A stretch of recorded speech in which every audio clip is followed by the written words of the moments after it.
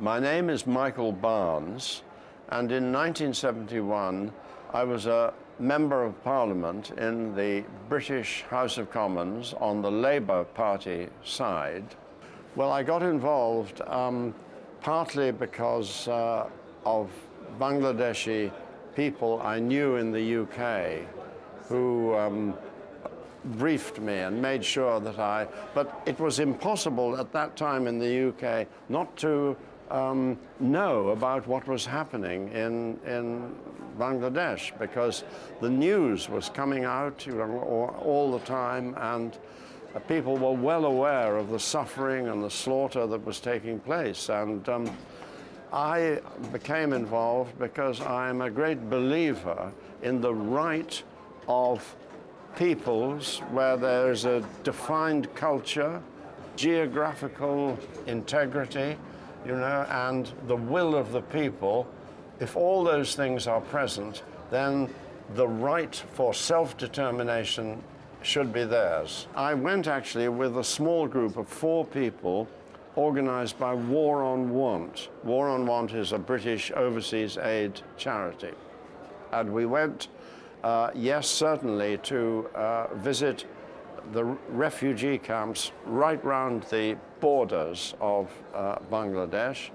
But we also wanted, and I wanted as a politician, to find out the political situation, to understand it. We had a meeting with the Prime Minister in exile, Tajuddin Ahmed, and members of his government in exile. We then flew round the other side to Agartala to see the condition of the refugees there. And while we were there, we also met General Usmani and his freedom fighters. So it was, we were trying to cover both aspects. Nearly everybody who could see what was happening at first hand was clear that the only way this situation could end, would be for Bangladesh to become a new independent nation. And for that to happen, the freedom fighters were very courageous and were fighting wonderfully. But it needed, it needed the intervention of India. And indeed, it was in India's self-interest to intervene rather than to have this happening on its borders. But world opinion needed time to come round to the view that this was the only outcome that was possible, a new, independent, free Bangladesh. So I think there had to be a diplomatic offensive, if you like, throughout, covering world opinion, particularly the West and NATO countries, and the United States, of course.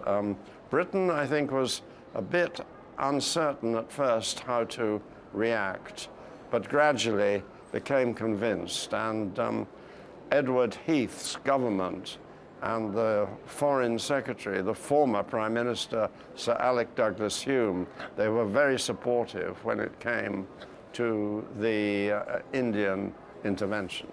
The kindness and the hospitality, the generosity of the Bangladesh government, who have looked after us so well, and the organization has been brilliant of the visit.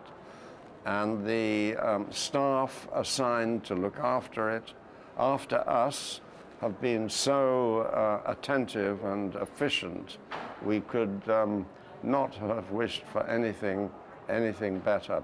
And the program itself is most moving, particularly, as I said this morning, the wreath laying at the National Martyrs Memorial, and all the other events. And I think for the recipients of the awards, it really has been a most emotional occasion.